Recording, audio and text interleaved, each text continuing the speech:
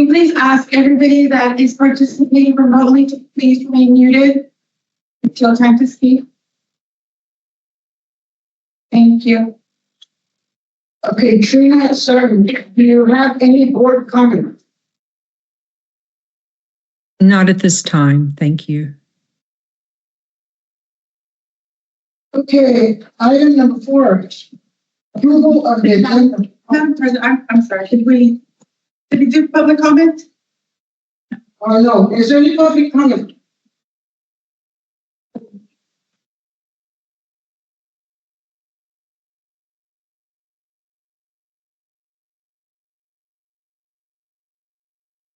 Thanks, Decos. This is pertaining to loan. In the Palo Verde Times, Ms. Garnica, she said that people claim to attend meetings solely because she became the president.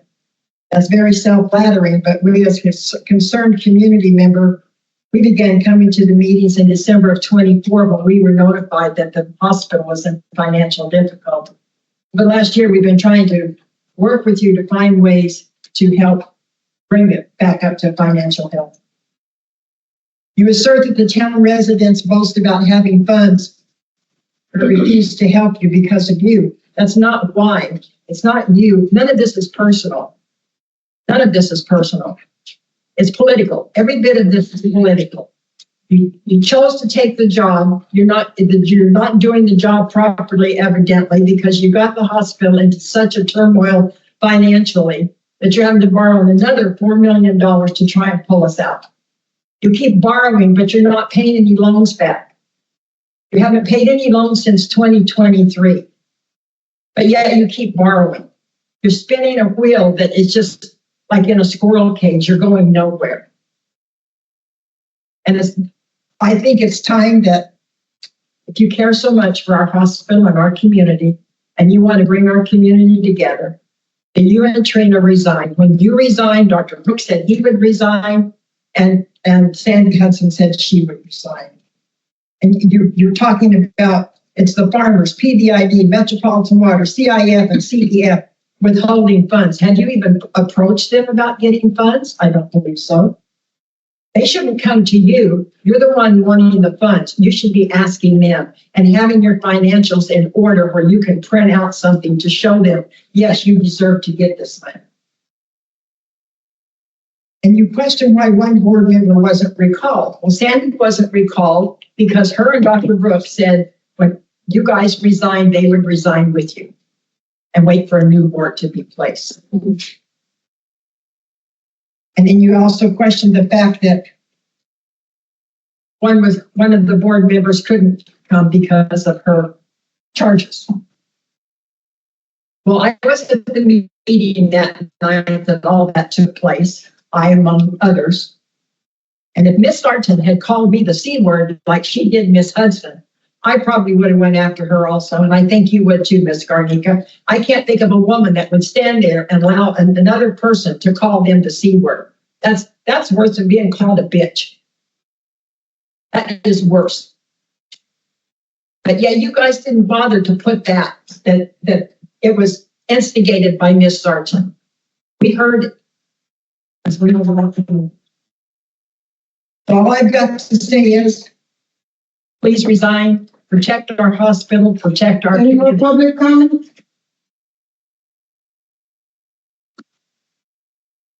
Elizabeth Bailey. Do we know where the microphone is for up here? Sorry.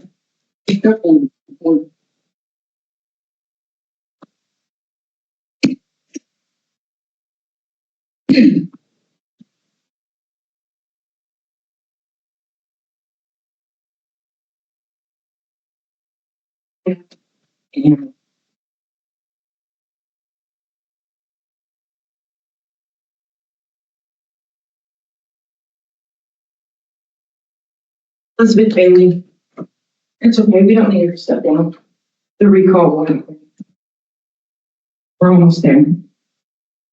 Understand the Brown Act limits immediate response. These questions are placed in the record of document whether required legal review occurred during the board. Review occurred before the board acted. has district legal counsel from SBMP issued a written opinion that using loan proceeds to fund an IGT payment complies with state law, CMS rules of bankruptcy requirements? Was that loan approved by the bankruptcy court before authorization, or did the board authorize the debt first and then seek approval later?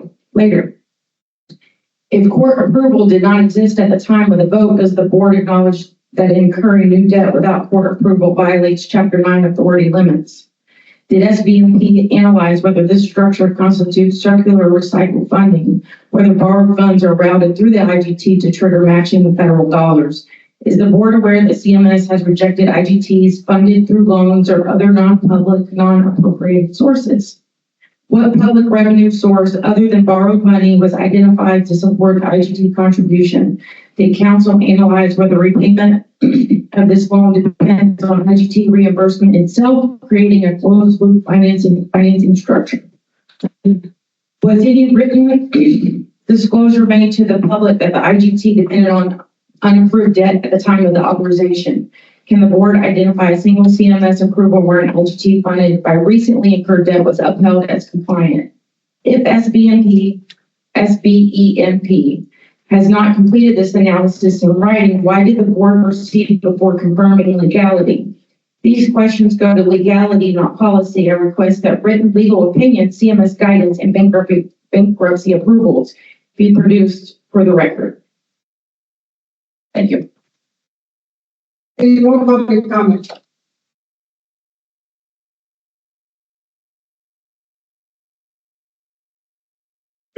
Johnny Rodriguez. We received a call from airport management, Daniel Smith, that Mercy Air is now available at the airport for helicopter transportations. The number is 800-222-3456, and they will be available for medical calls and transportations. Thank you. Any more public comment?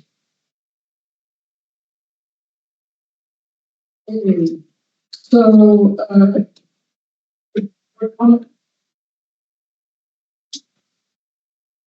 just wanted to add that,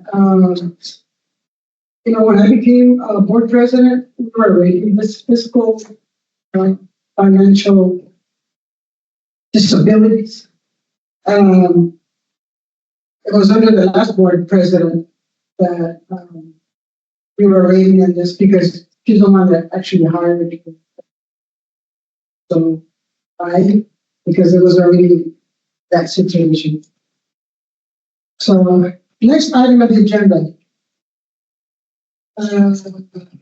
Any question?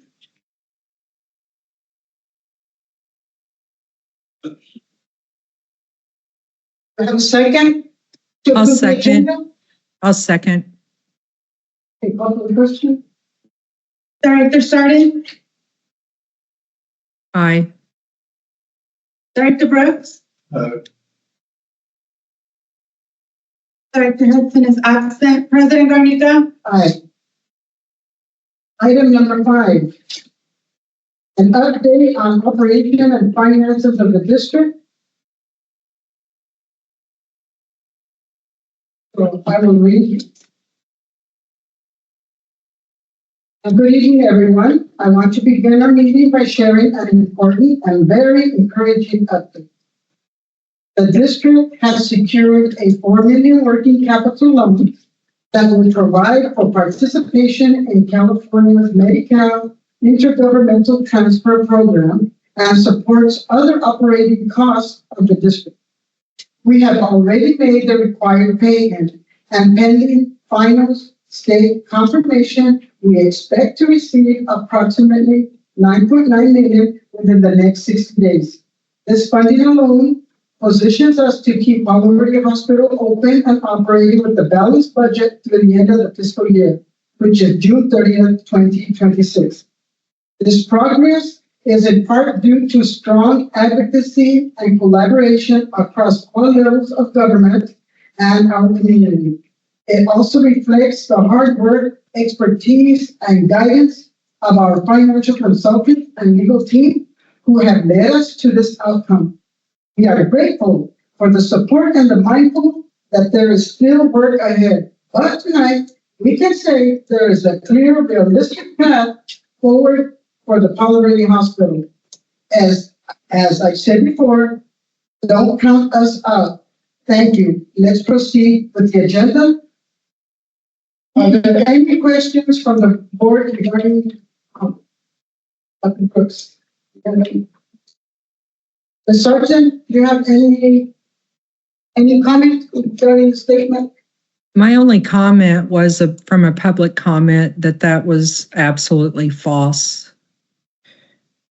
And I'm not going to enter into a back and forth dialogue about this, but that is absolutely false. Okay, now we will, she said that the statement was absolutely false. Next item is open public. Next item is open public comment. Is there anybody here who has public comment?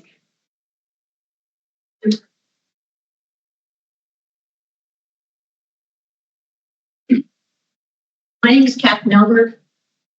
You tell me how you're going to get this money, and Dee's comment was not wrong. You've all been on this board. How if you're in bankruptcy and you don't have the money to pay what you have, you're going to get another loan and continue to go farther into debt and not pay the bills. When you know each one of you need to resign. That is ridiculous to think that you can just keep borrowing money, not pay it back. And that's exactly what you guys are doing. You're going to get charged interest on this that you can't pay. You cannot blame everybody else. How long have you all been on the board? It's all of you that's been on the board that has got the hospital and the state it's in. You need to resign. And if you were my friends, I'd be telling you, you need to resign because what you've done is wrong. You have not led this hospital like it needed to be. Any more public comment? Thank you. Carmela, you keep reiterating that this all just transpired when you became president. It's a pretty narcissistic opinion of yourself. However, you've been on the board for almost 12 years, from my understanding. Trina Sarton was president for the same amount of time up until she stepped down to step into a paid position at Palo Verde Hospital as the CNO and COO. When she stepped down, she appointed Sandy Hudson, so Hudson was only on the board 9 months. So she was able to do what you couldn't do in 12 years and 9 months. And it created such turmoil that we're in this place because Hudson saw the problem that we had. Stop pointing fingers. We're coming after you. You will be recalled and you'll be done. Any more public comment?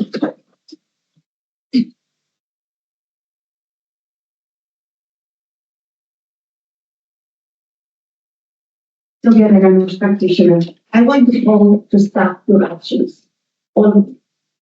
Okay, this group, my professional opinion are significantly below the standards of medical practice. They are not restrictions. These people consist to demonstrate the lack of professional education, judgment, and accountability rather than engaging in the technical thinking. You want to think we can hear what's happening. And they tend to follow the needs of one particular staff member without questioning and say in medical actions. These person are criminals, and you are following them. This criminal background who frequently speak about ethics and repeatedly acting in a way that contradicts the fundamental ethics, duties, and professionalism. Elizabeth, I'm sorry. If you are a nurse, I will never. You physically remove a patient whole life one day in a hospital. Not to be bothered. It's the ask your comments to the president. Okay. Well, I will never. And this action reflects completely disregard for the principle of compassion, patient dignity, and safety. Some behavior is incompatible with a basic nursing. How she can talk about ethics, how she can talk about good good behavior, really good employees when she doesn't even check up these values. Thank you. Any more public comment? Next item on the agenda. Notice of vacancy and solicitation. Madam President. At the November 19, 2025 meeting of the Board of Directors, Rosie Rowell announced her resignation from the Palo Verde Healthcare District Board of Directors, effective November 30th, 2025. Pursuant to the Palo Verde Healthcare District bylaws, the Board of Directors may fill a vacancy by appointment until the next election, that is 130 or more days after the effective date of the vacancy, provided that the appointment is made within 60 days immediately following the effective date of the vacancy, and a notice of the vacancy is posted in 3 or more conspicuous places within the district at least 15 days prior to the appointment. This notice is attached in the packet and has been placed in 5 physical locations at the hospital, including the ER entrance, the main lobby entrance, the bulletin board, and the employee entrance wall.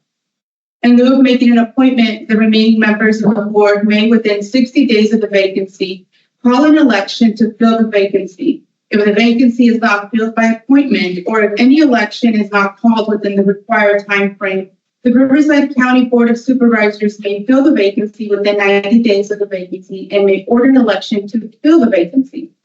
The Palo Verde Healthcare District will be considering the appointment of a new board member to fill the vacancy. The Board of Directors will consider the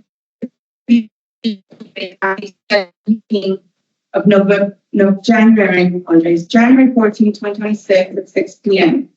Individuals interested in being appointed are required to submit a letter of application to the Palo Verde Healthcare District no later than 5 p.m. on January 5th, 2026. Applications may be submitted in writing or via email to Joanna Gonzalez at paloverdehospital.org. Applications must clearly delineate the qualifications and provide a comprehensive statement outlining their interest in and reasons for seeking service on the Board of Directors. And again, I'll restate that date. I did mess up the first time. It's January 14, 2026 at 6 p.m. Okay, so At this moment, the recommendations are to receive and file this report and to provide further direction. No action is required. This is a notice, but you need to go ahead and answer the comment. is there any public comment regarding this statement of applications? Yes, I have some questions that I would like clarification on. I've also reached out to the FPPC in guidance with this. According to, in your announcement, Joanna, you stated that they have to file I believe a 700 form prior to being appointed, and also that they shall live within the district. You're contradicting what you actually are doing, because Trina Sarton is not a resident and she is on our board. She has not, nor has she filed her 700 form this year. So you're asking the public to uphold a standard you're not willing to uphold the board that is currently on. According to Government Code 87202, every person who is elected to an office specified in Section 87200 shall within 30 days after assuming the office file a statement of disclosing the person's investments and the person's interest in real property. Every person who is appointed or nominated to an office specified in Section 87200 shall file such a statement not more than 30 days after assuming office. The statement shall not be required if the person is filed within 60 days prior to assuming office. A statement for the same jurisdiction pursuant to 87203. Any more public comment? Seeing none, we will now close public comment. Item C, Palo Verde Health District CEO report, Ms. Anaya. So, first and foremost, I want to wish everybody happy holidays. I know it's a time that we all want to spend with our loved ones, time for reflection, renewal, and even a time for gratitude. So many of us count our blessings and thank God for what he's done to help make things better in our lives. I think that's what's important also at this time of the year.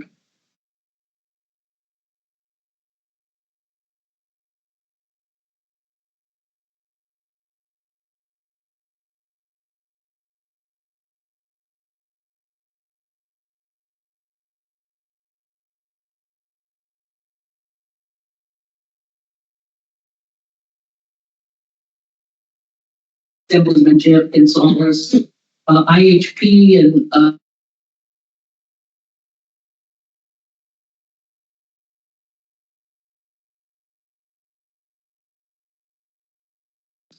our legal and financial team has been amazing from the stand.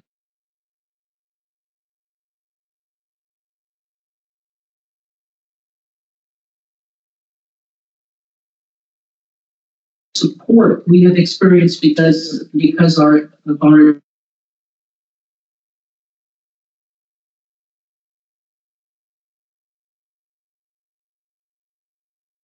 to provide access to care and to meet standards for quality and safety.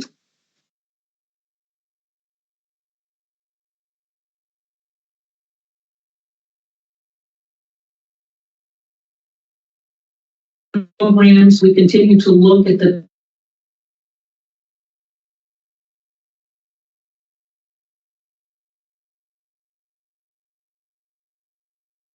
some of that delayed it a little bit. So one of the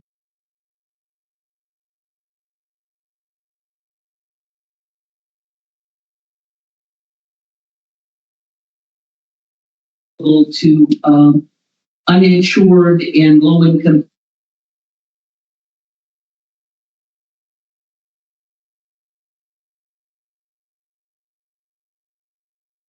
pharmacy license to the facility, and then pursuing an application through the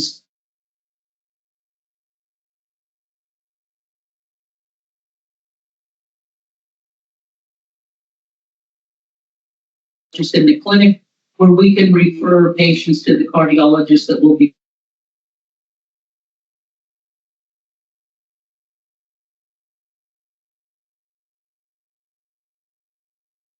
primary basis, who has a well-established management program.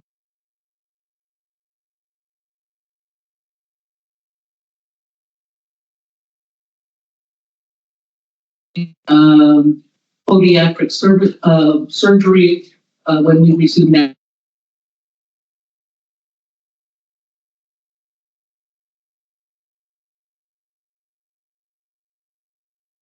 With patients who have conditions that may need medication.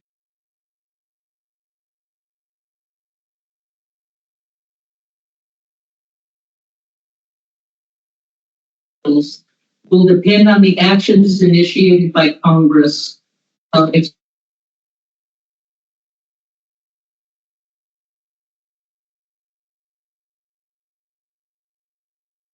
physicians and consumers will lose renewability.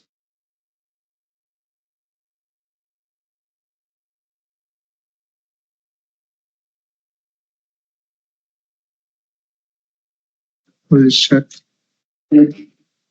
So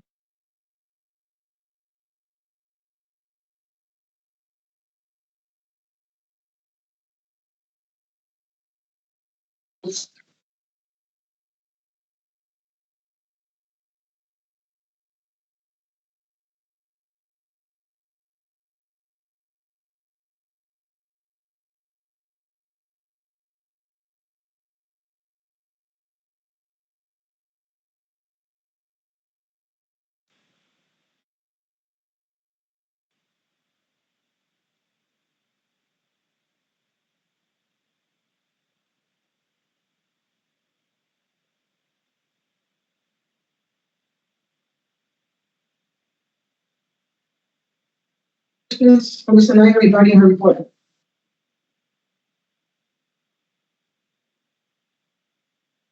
You're muted, Ms. Sardi.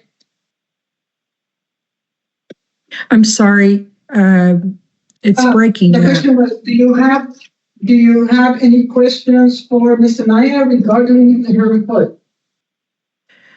I do not. I read the report. Some of the audio was breaking up a little bit. Okay, thank you. Is there any You're welcome. public comment regarding the report? Okay, no public comments? Yes. Awesome. It's more of a question for Ms. Anaya, because it's my name. On the chronic care, is that where you had the swing beds that you've not been able to obtain? Is that what you're referring to? That would be the patients that have chronic conditions like CHF, COPD, helping them set goals. Diabetic patients, which they're prevalent in the community. So we would be able to follow through, help them establish goals, review medications, provide education, and their billable services. So it's under transitional care. So let me ask you this, since we've got half of the hospital that wasn't usable anyway, but you say it can be used for long-term care. So we downsized from 51 beds to 25 beds to be a critical access hospital. Right. So those 25 beds are eligible as swing beds. You don't have to move a patient from one room to another once you convert them from admission, discharge, and then readmit to swing beds. So it would allow us to keep patients who may need IV antibiotics at lower level of care, or physical therapy. And then if you think about the patients that we might transfer to Eisenhower or other places that could come back, as long as they have a 3-day qualifying stay, they can be admitted to extended care to finish out the lower level. So why was this never put into process before? We put it into it's been in there about 2 years. Some of the cost reports have slowed it down. And the reason why it wasn't done earlier is when we got the money for meaningful use in the implementation of electronic records, we would have had to give that money back. So we actually went through the survey in 223 and were eligible to take swing bed patients. All we had to take was 5, but it was slowed down because of some of these issues. Yeah. So, Am I mistaken? Did you say at one of the prior meetings that the swing beds had been purchased, but they had never arrived? no. No? Swing beds are they're just called swing because they're extended care. Right. Yeah. So it's in the same unit. You don't have to transfer the patient, but you have to admit the patient or discharge the patient from acute care into the swing bed area. Okay. And you have to have criteria for doing that. Are our beds good enough to have it? Yes. I mean, how old are the beds in the hospital? They're relatively okay, the beds. Yeah, it has nothing to do with I know actual that. camp. I know that, but I'm just saying, how old and depleted is our equipment, and how much of that do we need to replace? Actually, the beds, I don't think we need to replace them. One of the grants that we got during COVID, okay, was a $240,000 SHIP grant from the state.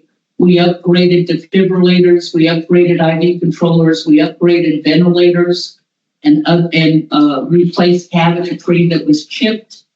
And that money never had to be paid back, but it allowed us to upgrade a lot of the equipment we couldn't upgrade. It's not being used at all for any reason. Well, we have crash parts in Well, I know we have ER. crash cards. Yeah, and not only that, the ventilators sometimes are put Yeah. in the emergency room, so we use the ventilators, we use the IV controllers. So this money that you plan on getting, what do you plan on doing with it? The plan has to go into fulfill the continued obligations of the 60-day reduction plan and whatever comes after that. So it's going to have to depend on what everybody decides. So that has to be a separate plan. So then you don't know what area the hospital's going to be open back up in and then utilized. Not Because we have today. no med surge, we have nothing. Yeah, not today. I don't know today. But these programs would be beneficial for outpatient revenue. And that's one of the things that has to be looked at also.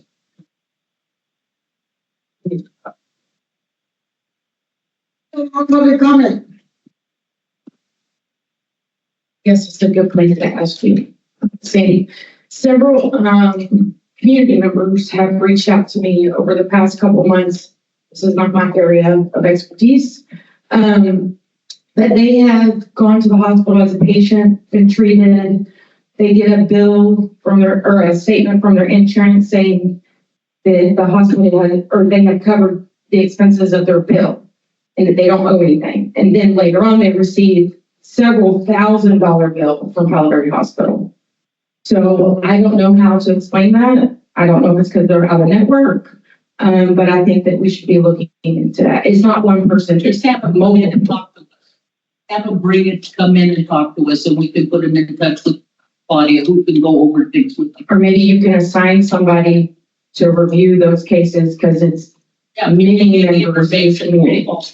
And they can't get through to you when you call, so. I don't know what's going on with the phone system because we've had complaints even with some of the other areas, but that's a relatively new system that was tied into, I guess, the internet or something, and it's a whole different ball game than it was before. The other phone system was obsolete, so but Okay, refer them to us and we'll follow through. okay. More public comment. We'll now close public comment. So next item on the agenda, item D. Bankruptcy update. Mr. Michael Rose. All right, good evening, everyone. Two recent bankruptcy hearings have occurred, resulting in progress for the bankruptcy case. Tonight, we have Mr. Mang of Marshak Hayes Wood to provide an update on these recent activities with the bankruptcy court. Mr. Mang. Hello, everyone. It's Tino Mang. The speaker, please. Hold on, Tino. They're trying to get your voice amplified.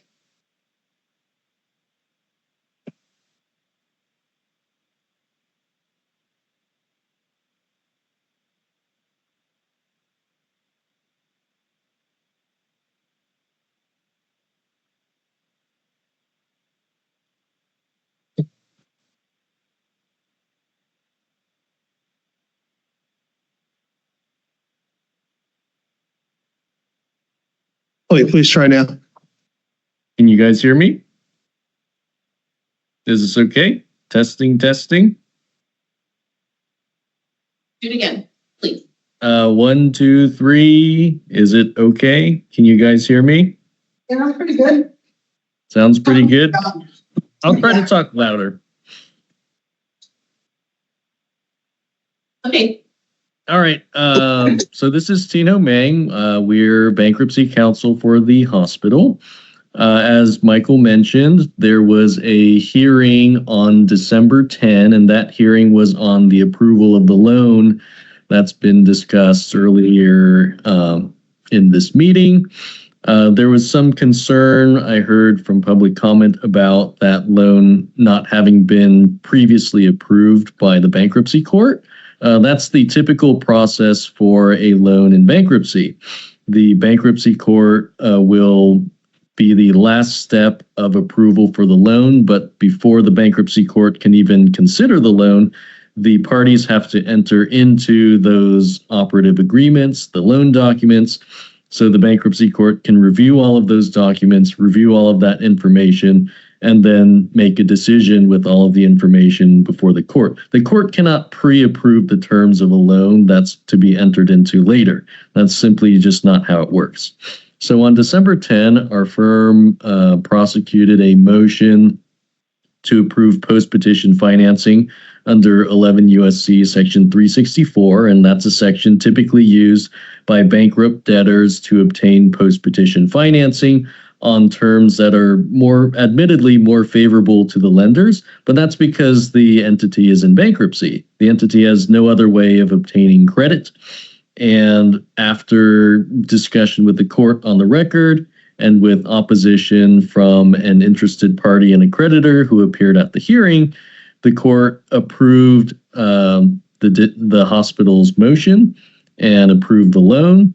The order was entered shortly thereafter, and the loan proceeds were received by the district and have been sent over to the state of California to come back, hopefully in the form of the voluntary rate program federal match funds. Other than that, the bankruptcy case is waiting for further progress. As the funds will come back, then the team can formulate its plan of adjustment of debts and use the money that we receive back from the IGT to both fund ongoing operations and to increase revenues such that the loans that we've taken out can be repaid over time. And that's been the plan all along with the bankruptcy case. Other than that, not really that much else to report.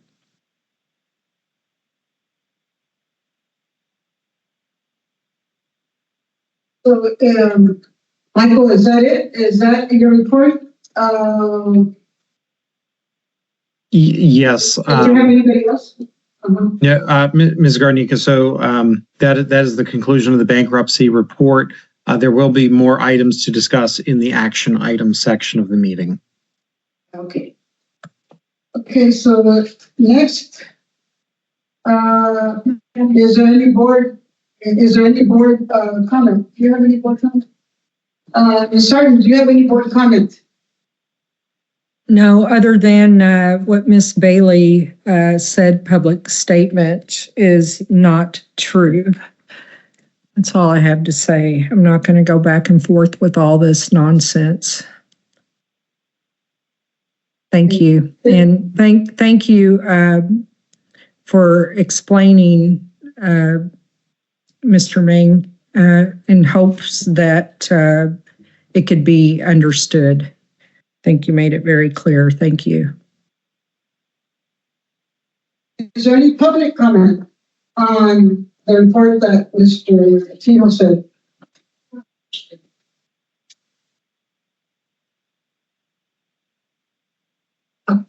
My name is Dee Coates. What is your interest rate on that loan per month? If it's obtained, is it through Allion? Is that the name of it? Yes, that was the loan through Allion Capital Partners that was approved by the board at the last special meeting. Okay, and what is the interest rate on that per month until it's paid off? It's 2.5% per month on the outstanding principal with a minimum of $200,000 interest, which is 2 months, 60 days of interest.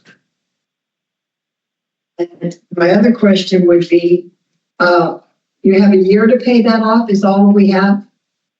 Yes, so the term of the loan is 12 months and the loan matures in 12 months. The hospital's intention, and we're communicating with DHCS on this, is to repay the loan as expeditiously as possible.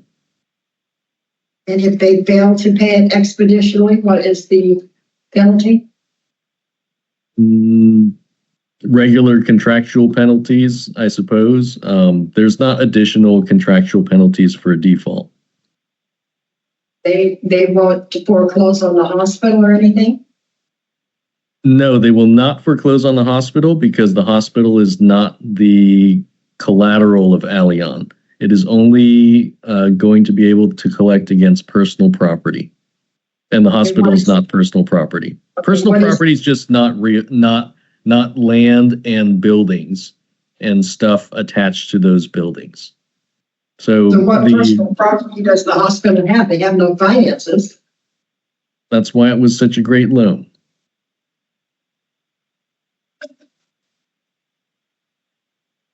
That's a good answer. So these people are going to loan the hospital $4 million, am I correct? They've already loaned that money. They've already loaned the money. The hospital has the money now? The hospital has sent the money to the state of California for the IGT program. So the hospital no longer has $3.5 million of that money. And then how much are they going to get by sending it to IGT? $9.9 million. And So when that's is a that net paid? of over 6. There's no governmental commitment to a firm date to return it. Historically, it's come back within 30 to 60 days is what I've been told. They'll receive the 9.5 million within 30 to 60 days. In 3 chunks. So the biggest chunk is scheduled or is pledged to come back in the month of December. But with these governmental entities, they just don't commit to a firm date. So it could be spread out over a year then, possibly, or longer. It's possible, but we would not project that to happen. Anything is President possible. Garnica, this is Vanessa Burke. I'm asking to be recognized. What? Vanessa, you're a little muffled. Oh, I'm sorry. This is Vanessa Burke. I'm asking to be recognized. I can talk a little bit about the Yes, IGT yes, you program, may be recognized, Vanessa. if it would assist you. Hi, this is Vanessa Burke. The IGT program, there actually has been, I believe previously we had 3 staff reports submitted to this board of directors that talks about the details of the program, including the repayment coming back from the managed care organizations. There are 3 of them. One is IEHP, one is Molina Healthcare, and the other is Kaiser Permanente is new this year. IEHP and Molina were last year's IGT, and then the year prior to that was just IEHP. This has been an ongoing program that we have been receiving payments from as part of funding the revenue and providing sources to the agency post-COVID. It's been an important funding source and is part of the state's program for the voluntary rate range program. We are not the only participant in the IGT program. There are many participants that participate in the managed care program, including Riverside University Health System. That's one of the big ones that's in there and within your county. But there are others that participate in the voluntary rate range program. So we don't anticipate that we're going to be treated any differently in terms of repayment of the 9.9 million, or not repayment, but payment of our managed care rates from the managed care organization than any other organization that participates in the voluntary rate range program. So this is really payments through the managed care organization that is on a per member per month basis. It's based on the 2024 actuarial census that was done. So it's based on membership within the managed care plans. I don't know if that helps address the question, but we will be receiving those funds from those organizations, and it's per contract, which has also been submitted to the board of directors for Molina and Kaiser. I believe you guys saw those contracts back in August.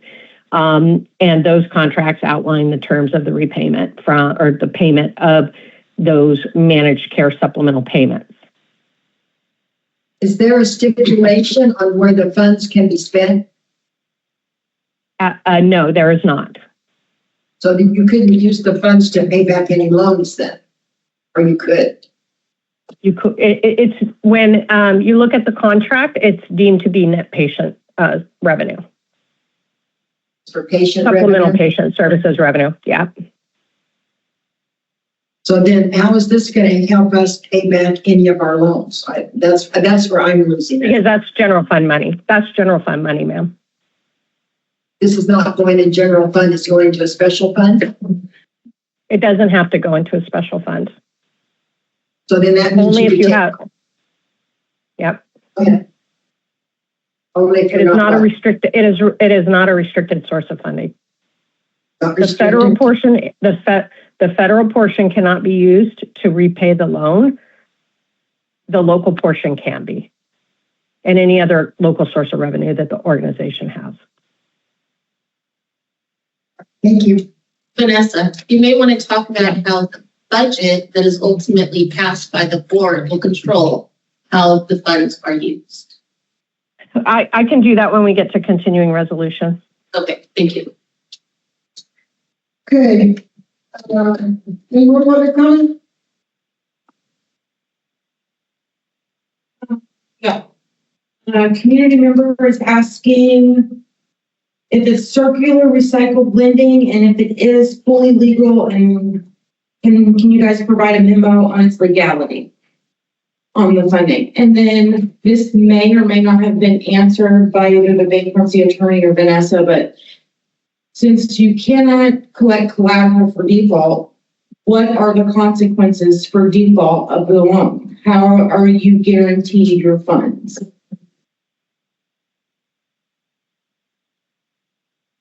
I don't understand the question. We have already received the loan proceeds, so there's nothing to do to further get the loan proceeds.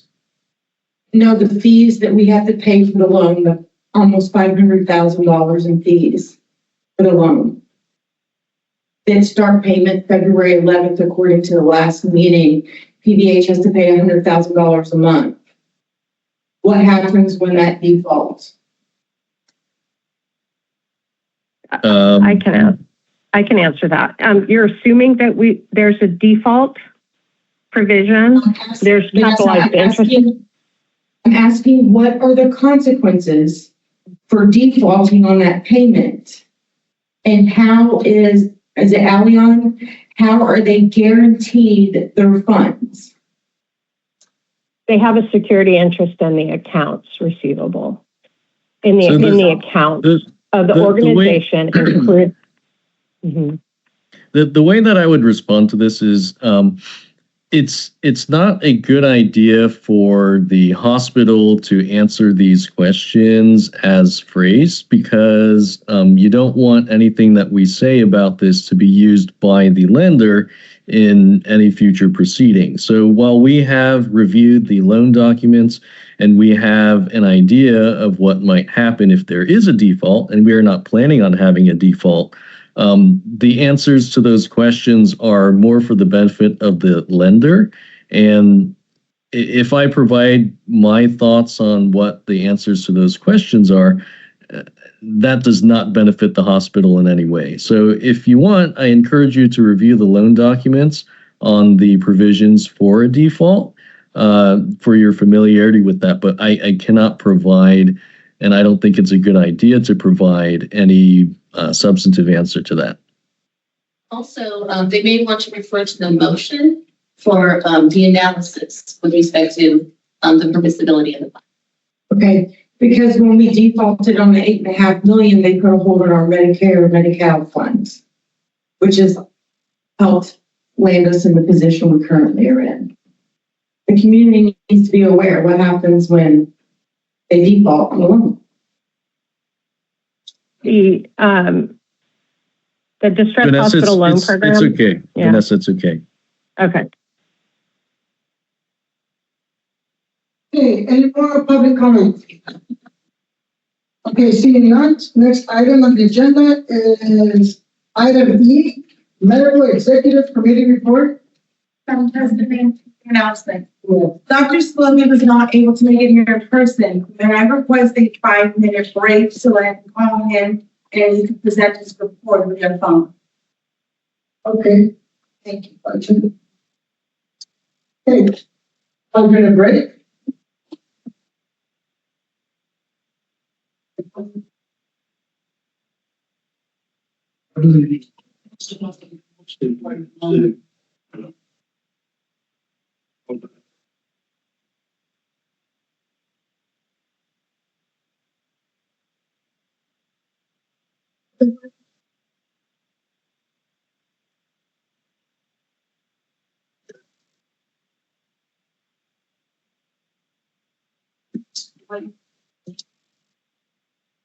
Oh, I'm still doing wrong.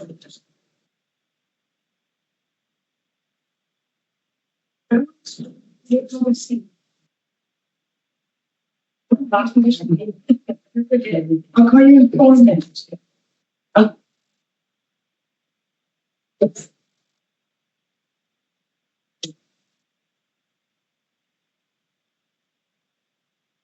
No, 4 minutes.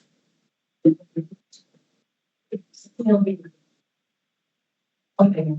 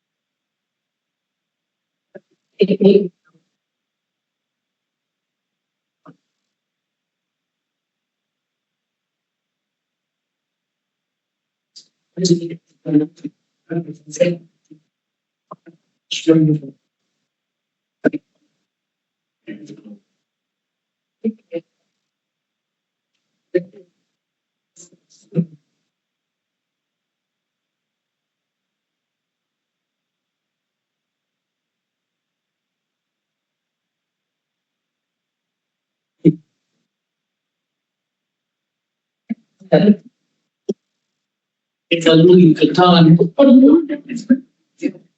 What conference shows? The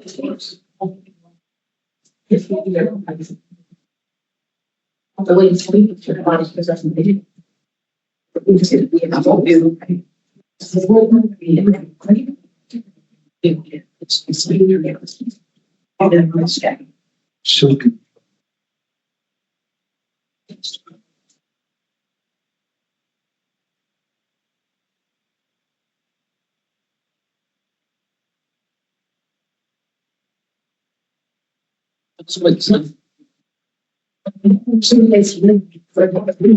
We make, well, okay, so we used to make them always every Christmas Eve, but my niece makes them. And so, yeah, because she got my mother's recipes. So after, when she took over, she got better year after year. So I just said to her, let me get my design. And everything's at my house, so I do hands down with you. So,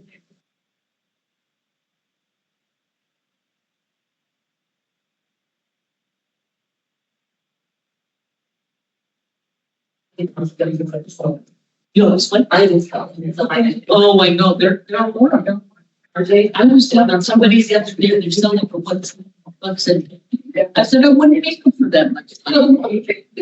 I'm charging $100. They're just. I love them how they do. Brick and mortar. Oh, did they right? Oh, please, putting them on something.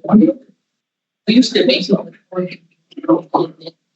We always brought chili from Mexico because it's hotter. But even when you buy them off the ready mix, you're still mixing that. You're still like the chili too. And then she would try them. It's like too much work, so it's too deep. And everyone has so flavor. Yeah. She was relentless on how feeling all the different. With that for you. That's why I said $30 and this is not enough, but does it?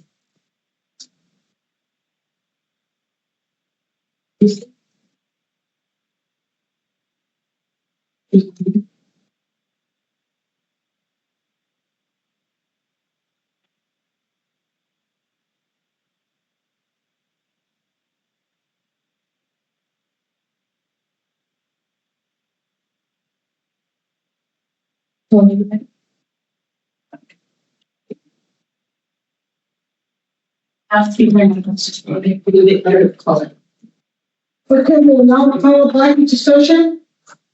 And the next item on the agenda is item E. Item E, Medical Executive Committee Report, Dr. Salobi. Yes, first of all, I apologize because I could not make it out of town. And I'm going to give you a truncated report because of that, because I know it's difficult to understand everything. We go to item E6, credentialing. There's a practitioner number 206051 for reappointment, which is recommended by the medical staff of the board to approve the reappointment. And also there was a policy, and I don't see it on the agenda, but there was a plant operation, I think patient safety. It's Ms. Arano, that's Ms. Arano. I don't know why it's not there or if they're going to do it. But anyways, that policy was also recommended for. I'm here, Doc, and it's here. The policy's here. Oh, okay. I guess we forgot to put it under the medical staff. Okay. So that. Okay. Thank you very much. Any board comment regarding Dr. Salome's recommendation for practitioner appointment? The sergeant. Any board comment? No, not at this time. Thank you. And Dr. Brooks? Any public comment for Dr. Salome's? Cookies, nobody? Okay, close public comment. Next item. Thank you, Doctor. Next item on the agenda, action items. Review and approval of the minutes. Minutes from 10/29/2025, minutes from 11/5/2025, minutes from 11/25/2025. So is there any board comment on the minutes? Change.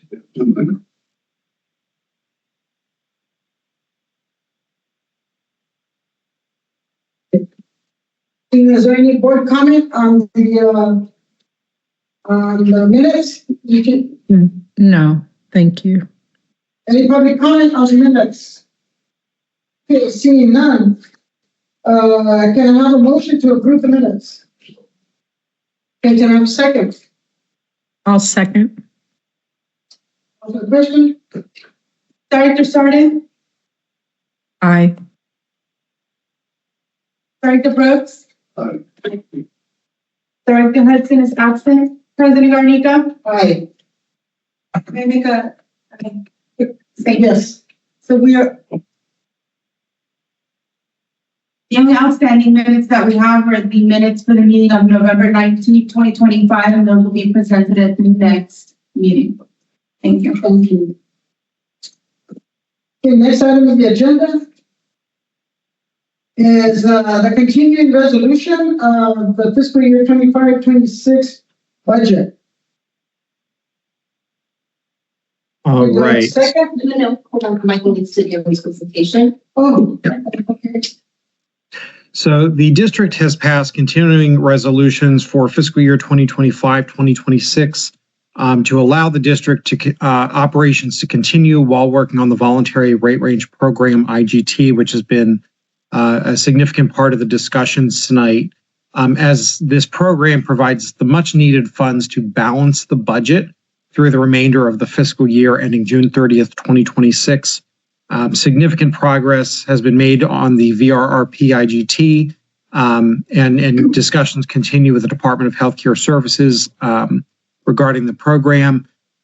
So when the participation in this program is complete, the district will be able to pass a balanced budget, or at least will be able to be presented to the board to adopt. But until the participation is complete, the district will need to extend the continuing resolution. We have Ms. Burke here to elaborate more on the next steps of this program and what the budget will look like moving forward. Ms. Burke. Thank you, Michael. Thank you, Board President, members of the board, for being here tonight. And happy holidays to all of you. I'm pleased to present this item, which is the item for continuing expenditure and revenues of the 24-25 district budget in lieu of adopting a budget tonight, but only temporarily. I say temporarily in that we had early discussions on the operating budget, the capital budget earlier in the year around summertime, July timeframe, with the hopes to close the budget gap. But absent the IGT funding, which we anticipated would come in, we still had a budget gap. And with that pending, we decided to continue the budget and continue to work through this as we were looking for sources from all levels, from federal, from state, from local partners, any possible place to fund the IGT program, which is necessary for continued operations. As part of the Chapter 9 bankruptcy, which we entered into at the end of September, there is a process in place which is called a pendency plan budget, and that is a essential budget. It is your operating and your capital budget that you operate within while you're in bankruptcy, and it takes into account the cost of the bankruptcy, any of this financing we're talking about. Our intention was to present that plan to you in November in the hopes that everything had moved pretty quickly and we'd gotten this all done earlier in the year. But we are still pending next steps with the California Department of Healthcare Services just to get their final blessings on the program, which we think will happen no later than the end of this month. We did submit the IGT contribution by our deadline. We worked with our partner elected leaders to try to get an extension to allow us time to fund the IGT, and that was granted to us. And so we're very grateful that the state has been willing. I think in all aspects, every partner that we've talked to doesn't want this hospital to close. And they have done many things to help us stay open and to be able to participate in this program, including if for any reason we weren't able to participate in the IGT this year, they wouldn't prevent us from participating in future years, which was good news to us through this process. So we're just awaiting that final decision. And when we are, I like to give you budgets that are based on good information, sound facts, and we'll bring that forward to you once we can do so. And once we may have to make some other minor modifications to the budget in order to get it balanced. But we feel like without this IGT, it would just be an incomplete picture for the rest of this fiscal year. And so we just need this additional time to do that, to get it balanced, and also to give you guys time. We can get it in your hands in advance so that you can deliberate it once again, even though we presented the full budget with departmental expenditures, et cetera. There's probably more discussion as we adopt the final budget in the event that you want to make any further changes. The other emerging issue that's out there, which we will take into account on this pendency plan, is the Rural Health Transformation Fund under HR 1, which is the One Big Beautiful Bill Act. And though there's a lot of talk about it, one of the things that happens is that the Rural Health Transformation Fund can provide funding to rural hospitals. We anticipate that when legislative session goes back in January, we are on the list. We want to be on the list and we want to receive that funding. We did not anticipate that when we presented the operating budget previously, but should additional funds come from that, we would like to include that in the budget as well. So with that, staff is recommending that the district board adopt a continuing resolution and grant us another 60 days to wrap up some of these final matters, and we would bring something back to you on or before February 24th. So with that, I don't know if you want to read the recommendation, Joanna, or if we want to open it up for questions. Madam President, would you like to raise something? Thank you, Beth. The recommendation is to approve a resolution to continue appropriations and estimated revenues in accordance with the fiscal year 2025-2026 budget in lieu of fiscal year 2025-2026 budget adoption. Continuing resolution and authorization of a 60-day extension to prepare and present the fiscal year 2025-2026 budget. Thank you, Ms. Bush-There. In accordance with the fiscal year 2024-25 district budget in lieu of fiscal year 2025-2026.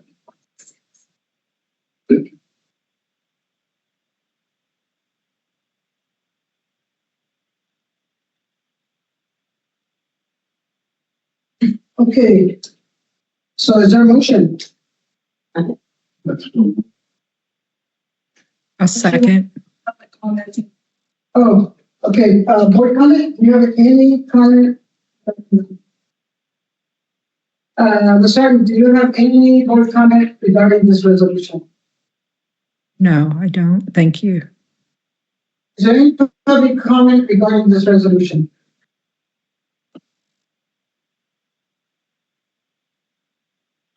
Questions for Joanna. Did you just say that there was a 60-day extension in this resolution?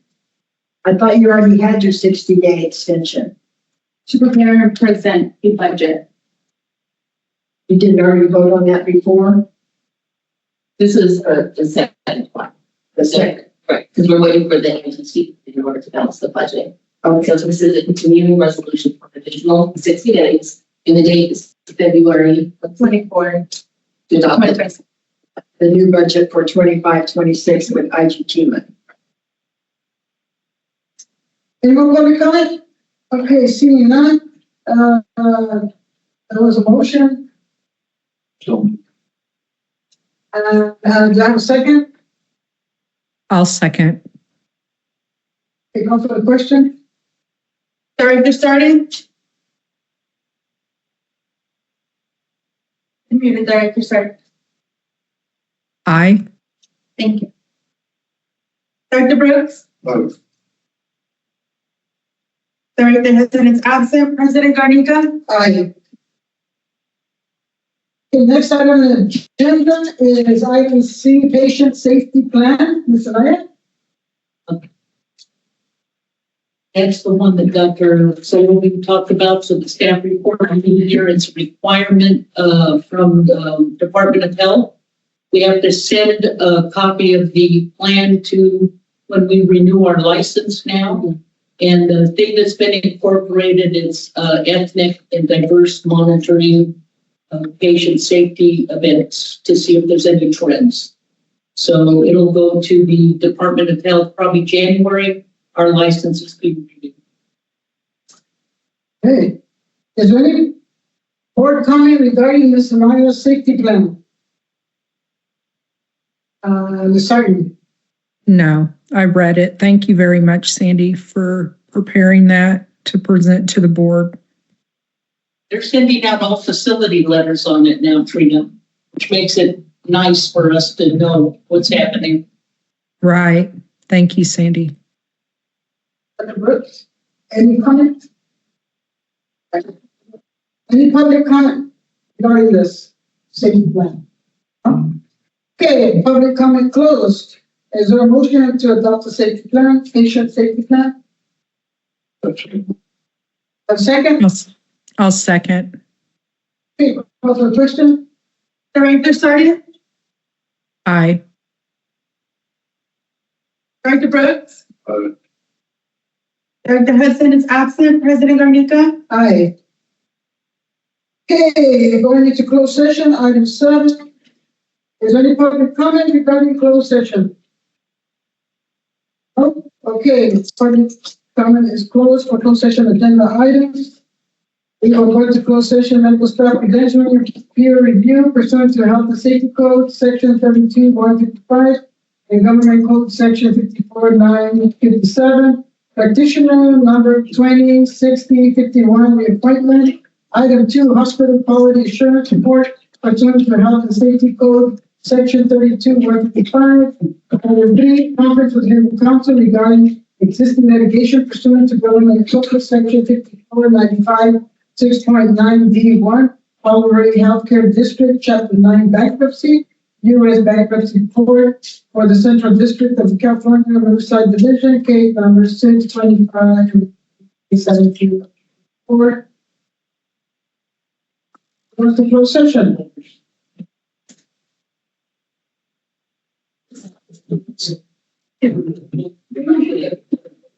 Oh, okay. I think we just need the last part. Would you like me to report? Okay. We will now report out of closed session.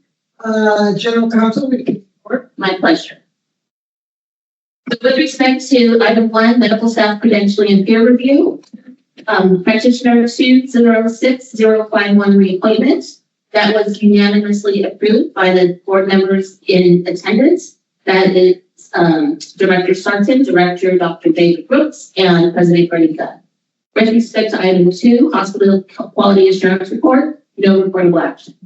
With respect to 3, conference with legal counsel regarding the district's bankruptcy, no reportable action. Thank you. adjourn, we will not adjourn at, 8:12. And our next scheduled meeting will be January 14th at 6 p.m. Meeting adjourned.